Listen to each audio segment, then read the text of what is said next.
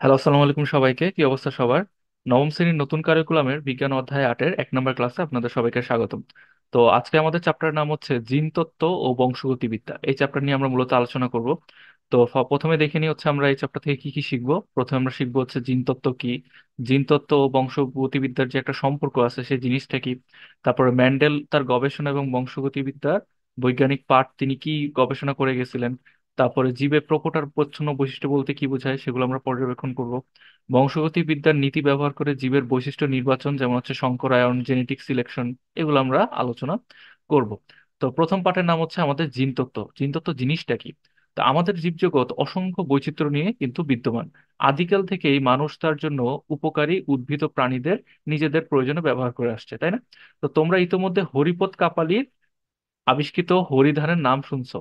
তোমরা তোমাদের মাঝে যদি কেউ শুনে থাকো তাহলে ভালো, না শুনলে আমি স্টোরিটা তোমাদের সাথে শেয়ার করবো। তো তিনি কি করছিলেন আমরা একটু দেখি। তিনি তার ধান খেতে অজানা প্রজাতির একটা ধান দেখতে পাইছিল।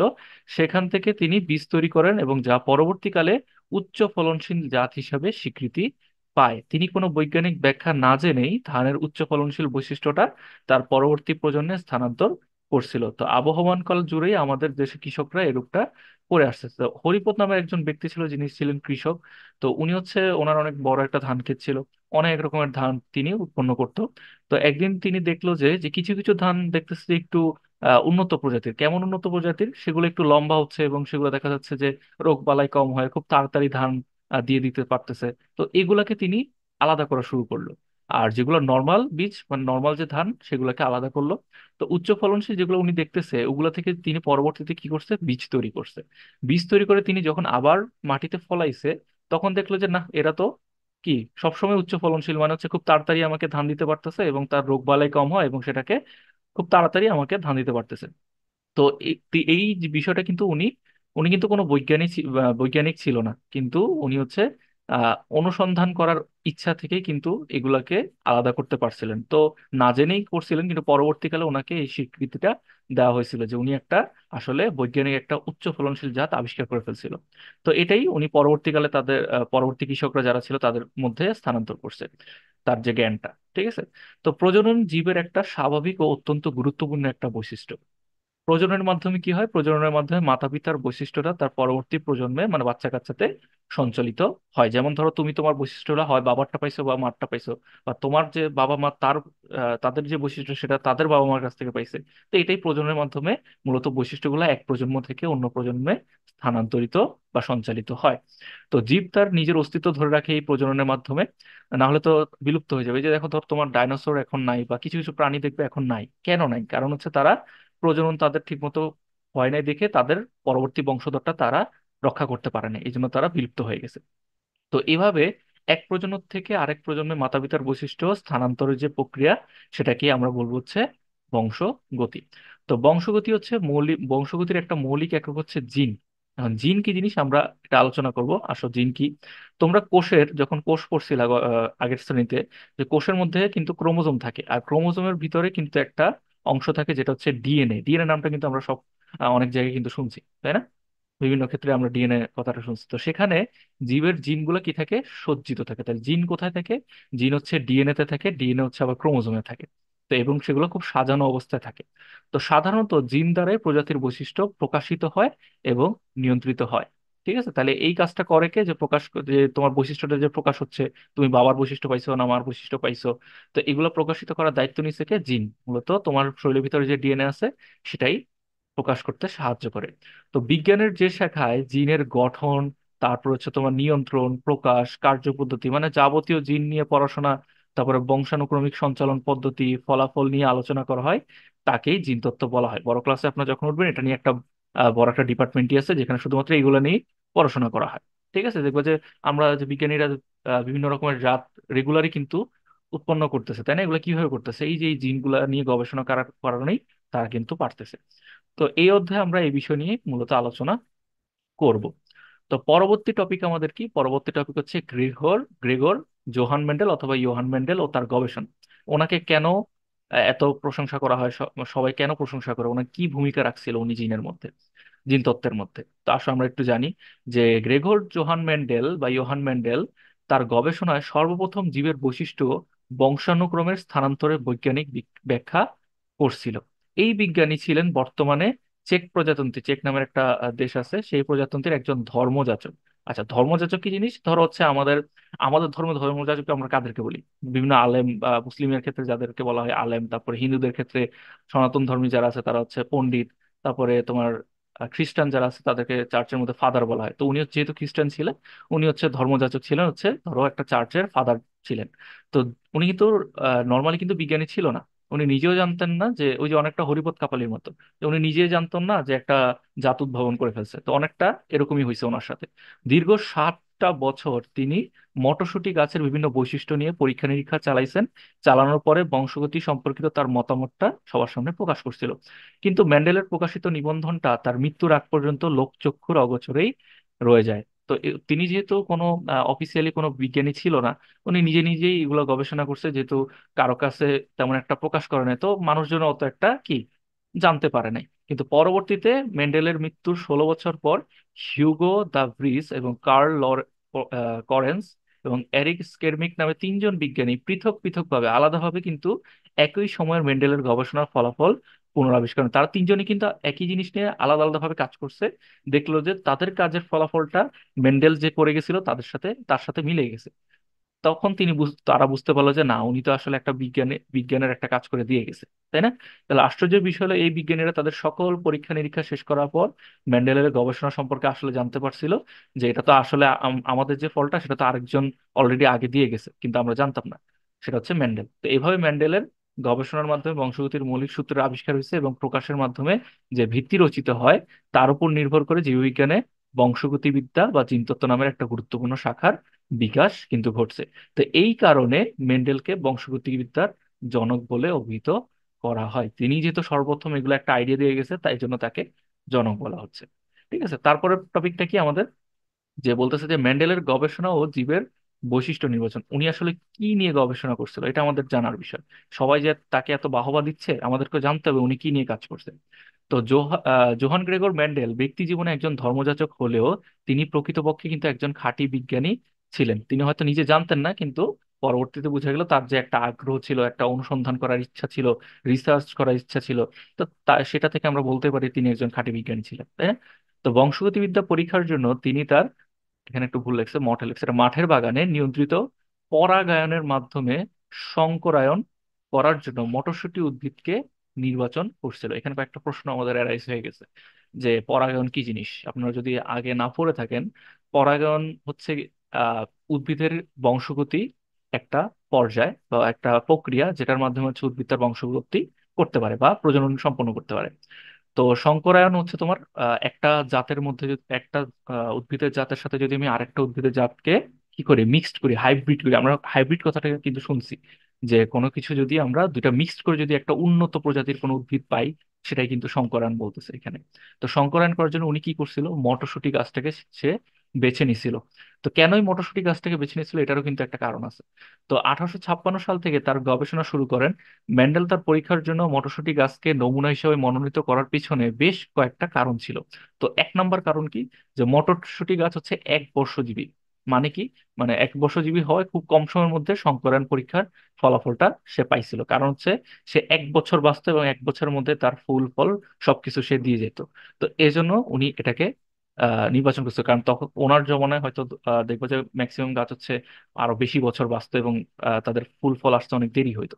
তো তার তুলনায় মটরশুঁটি গাছটা ছিল 1 বর্ষজীবী, এজন্য সে খুব তাড়াতাড়ি ফলাফলটা দিতে পারতো, এই জন্য উনি এটাকে নির্বাচন করছিল। তো এটা একটা উভলিঙ্গ উদ্ভিদ। তো উদ্ভিদের ক্ষেত্রে কিন্তু তোমার হচ্ছে একলিঙ্গ উদ্ভিদও আছে, উভলিঙ্গ উদ্ভিদও আছে। উভলিঙ্গী উদ্ভিদ মানে কি, যে উদ্ভিদের মধ্যে পুংস্তবক এবং স্ত্রীস্তবক দুইটাই বিদ্যমান থাকে। ঠিক আছে, উদ্ভিদের কয়েকটা এরকম তোমার হচ্ছে সরি, উদ্ভিদ না, ফুলের মধ্যে, যে ফুলের মধ্যে তোমার, যে উদ্ভিদের ফুলটার মধ্যে তোমার হচ্ছে পুংস্তবক এবং স্ত্রীস্তবক দুইটাই থাকে, সেটা হচ্ছে উভলিঙ্গী উদ্ভিদ। ঠিক আছে, এবং স্বপরাগণের মাধ্যমে যৌন প্রজনন সম্পন্ন করে। স্বপরাগণের মাধ্যমে হচ্ছে একই গাছের নিজেদের মধ্যেই তারা হচ্ছে কি করতে পারে, প্রজনন সম্পন্ন করতে পারে। তো ফুলগুলো আকারে কি হয়, 3 নম্বর যদি পয়েন্ট আমরা বলি, যে ফুলগুলো আকারে একটু বড় হয় মটরশুঁটি গাছে অতি সহজে সংকরণ ঘটানো যায়। মূলত হচ্ছে ফুলগুলো একটু সাইজে বড় হয় মটরশুঁটি গাছের। যা যদি আপনারা কেউ দেখে থাকেন, দেখবেন যে অন্যান্য ফুল থেকে মটরশুঁটি গাছের ফুলটা একটু বড় হয়। তো সংকরণ করতে একটু ইজি হয়। তো 4 নম্বর বলতেছি কি যে পুংস্তবক, আমি যে একটু আগে বলছি যে পুংস্তবক স্ত্রীস্তবক ফুলের দুটো অংশ ঘিরে দলমণ্ডল এমন ভাবে সাজানো থাকে যে পরনিষেকের কোনো সম্ভাবনা থাকে না।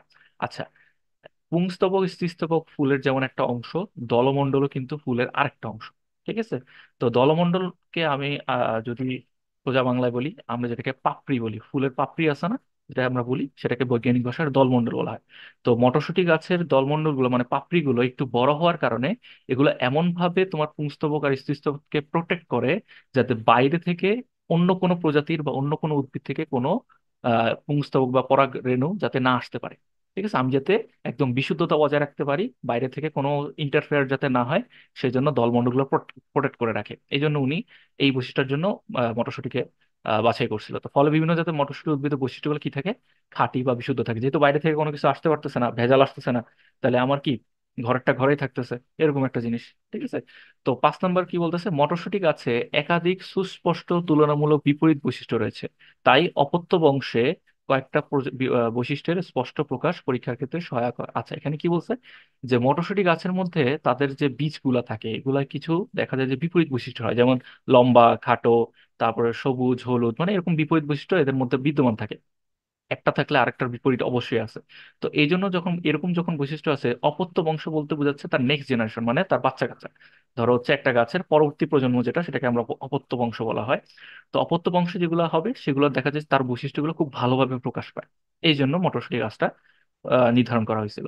6 নম্বর কি বলতেছে, শঙ্করায়নে সৃষ্ট বংশধরগুলো উর্বর প্রকৃতির হওয়ায় সেগুলো নিয়মিত বংশবৃদ্ধি করতে পারে। আমরা যখন একটা উদ্ভিদের প্রজাতির সাথে আরেকটা উদ্ভিদ মানে মটরশুঁটিরই অন্য উদ্ভিদের যখন নিষেক ঘটাবো, সংকরায়ন করাবো, তখন দেখা যায় যে তাদের যে বংশধরগুলো, তাদের বাচ্চা কাচ্চা যেগুলো আসে উদ্ভিদের, সেগুলো দেখা যাচ্ছে খুবই উর্বর হয়। তাদের যে বীজগুলা, সেগুলো খুবই উর্বর হয়, মাটিতে দিলে দেখা যাচ্ছে কিছুদিনের মধ্যে গাছটা বেরিয়ে পড়ে বা ফলন দিতে পারে। তো এই জন্য হচ্ছে তোমার ম্যান্ডেল হচ্ছে উনি এই কারণটার জন্য নির্বাচন করছিল। ঠিক আছে? তো ম্যান্ডেল বিভিন্ন উৎস থেকে 34 ধরনের মটরশুঁটি উদ্ভিদের বীজ সংগ্রহ করছিল। তার আশ্রমের বাগানে প্রায় 1 বছর তিনি প্রত্যেক ধরনের বীজের নির্দিষ্ট বৈশিষ্ট্যের বিশুদ্ধতা পরীক্ষা করেন। বিভিন্ন এই 34 ধরনের মটরশুঁটি নিয়ে উনি খালি পরীক্ষা নিরীক্ষা করেই গেছেন। যেটা হচ্ছে বিশুদ্ধতা বলতে এখানে বোঝাচ্ছে যে লম্বা জাতের যে বীজগুলো আছে সেগুলো থেকে যদি মানে আমি কি লম্বাই পাচ্ছি কিনা পরবর্তী বংশে, যে তাদের যে বাচ্চা কাচ্চা আসছে, মানে লম্বা গাছ থেকে আমি কি লম্বাই পাচ্ছি, তারপর খাটো গাছ থেকে কি খাটাই পাচ্ছি কিনা, একদম পিওর খাঁটি খাটো বা পিওর একদম লম্বা পাচ্ছি কিনা। তো এই বিষয়টা তিনি পরীক্ষা করে গেছে 1 বছর যাবত। পরীক্ষা শেষে তিনি কাণ্ডের দৈর্ঘ্য, ফুলের অবস্থান, ফুলের রং, ফলের বর্ণ, ফলের আকৃতি, বীজের বর্ণ, বীজের আকৃতি, এই 7টা বৈশিষ্ট্যের প্রত্যেকটার জন্য 2টা করে বিপরীত লক্ষণ সম্পন্ন মোট 14টা খাঁটি উদ্ভিদ নির্বাচন করেন। এই যে 34টা নিয়ে উনি অনেক গবেষণা করছে। গবেষণা করার পর দেখা গেল যে এই 34টা থেকে উনি যে বংশধর পাচ্ছে, সেগুলোর মধ্যে থেকে 7টা বৈশিষ্ট্য উনি পাচ্ছে। যে একটা ফুলের দৈর্ঘ্য, অবস্থান, রং, বর্ণ, ফলের আকৃতি, বীজের বর্ণ, বীজের আকৃতি, এগুলা নিয়ে উনি 7টা বৈশিষ্ট্য ক্যাটাগরি করছিল। এই ক্যাটাগরির মধ্যে আবার তাদের প্রত্যেকের কি ছিল, 2টা করে বিপরীত লক্ষণ ছিল। যেমন দৈর্ঘ্যের ক্ষেত্রে যদি বলি লম্বা খাটো, ফুলের অবস্থান বলতে বুঝি ধরো উপর নিচে, বা ফুলের রং কিরকম হতে পারে, তোমার বেগুনি সাদা, এরকম। তো এরকম বিপরীত বিষয় যেখানে তোমার ছবিতে দেখা যায় ফুলের অবস্থান যে অক্ষীয়, প্রান্তীয়। ঠিক আছে? যে অক্ষীয় মানে কি একটু নিচের দিকে, প্রান্তীয় মানে একদম শেষের দিকে। তো এরকম 7টা বৈশিষ্ট্যের এবং প্রত্যেকটা বিপরীত বৈশিষ্ট্যের জন্য তিনি কয়টা খাঁটি উদ্ভিদ পাইছিল, 14টা পাইছিল। তো অর্থাৎ কাণ্ডের দৈর্ঘ্য বৈশিষ্ট্যের জন্য লম্বা ও খাটো এই 2টা বিপরীত লক্ষণ, ফুলের বর্ণের জন্য তিনি সাদা বেগুনি নিছিল পাইছিল, আকৃতির জন্য গোলাকার কুঞ্চিত, ইত্যাদি ইত্যাদি। তো শুরুতে মেন্ডেল লম্বা এবং খাটো এই বিপরীত লক্ষণযুক্ত 2 ধরনের মটরশুঁটি গাছ নিয়ে তার পরীক্ষাটা স্টার্ট করছিল। ফার্স্টে নিছিল কোনটা, ফার্স্টে নিছিল তোমার হচ্ছে লম্বা আর খাটো নিয়ে। ঠিক আছে? মূলত হচ্ছে যেটা এই 2টা নিয়ে উনি মূলত প্রথমে কাজ করা শুরু করছে। এটি যেহেতু শুধু কাণ্ডের দৈর্ঘ্য এই একটা বৈশিষ্ট্যযুক্ত উদ্ভিদ নিয়ে পরীক্ষা ছিল, তা পরীক্ষা করার কারণে এটাকে বলা হয় মনো হাইব্রিড কোর্স। মনো মানে হচ্ছে এক, এক কেন, কারণ উনি এখানে বৈশিষ্ট্য নিচে কয়টা, যে শুধুমাত্র লম্বা আর খাটো একটা বৈশিষ্ট্য না, এখানে তো শুধু দৈর্ঘ্য নিয়েই আলোচনা করা হচ্ছে। তো এই জন্য মনো হাইব্রিড ক্রস বলা হয় থাকে।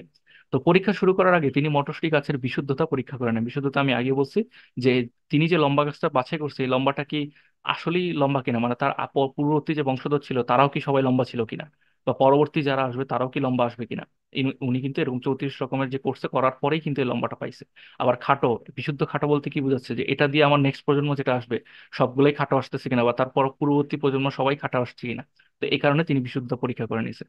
এরপর শুদ্ধ লক্ষণযুক্ত একটা লম্বা উদ্ভিদের সঙ্গে শুদ্ধ লক্ষণযুক্ত একটা খাটো উদ্ভিদের কৃত্রিম পরাগায়ন ঘটান। এই যে এই লম্বার উদ্ভিদের কৃত্রিম পরাগায়ন আমি পরসংযোগ আমি আগে বলছি যে এই যে ফুল আছে, ফুলের কয়টা অংশ আছে, মূলত পুংস্তবক।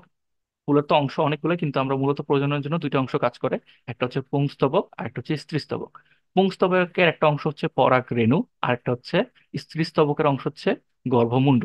তো এখান থেকে যদি পরাগরেণুটা আমি নিয়ে ওই একই, এটাও মটরশুঁটি গাছ এটাও মটরশুঁটি গাছ, তো লম্বার মটরশুঁটি গাছ থেকে আমি যদি খাটো উদ্ভিদের ফুলের গর্ভমুণ্ডে মানে স্ত্রীস্তবকে স্থানান্তর করি, তাহলে কি হচ্ছে, অর্থাৎ মানে কৃত্রিম ভাবে যেহেতু আমি নিজে থেকে এখান থেকে উঠায় তারপর দিছি, কোনো পতঙ্গ বা বাইরে থেকে বা বাতাসের কারণে এটা কিন্তু হয় না, এটা যেহেতু আমি নিজে উঠায় নিয়ে এখানে রাখছি, এই জন্য সেটাকে বলতেছে কৃত্রিম পরাগসংযোগ। ঠিক আছে। আর প্রকৃতিগত যেগুলো হয় সেগুলো নর্মালি মৌমাছি, প্রজাপতি বা পোকামাকড় দ্বারা হয়ে থাকে। তো অর্থাৎ লম্বা উদ্ভিদের পরাগরেণু নিয়ে খাটো উদ্ভিদের গর্ভমুণ্ডে স্থাপন করেন। লম্বা ও খাটো উদ্ভিদের মাঝে সংকরণের পরেও সব কয়টা উৎপন্ন বীজ থেকে তিনি শুধু কি পাইছে, তো এই দুটার যখন প্রজনন ঘটাইছে উনি, মানে এই দুটো যখন প্রজনন ঘটাইছে তখন দেখলো যে তার পরবর্তী প্রজন্ম যারা আছে সবগুলাই লম্বা, একটাও তিনি খাটো পায় নাই।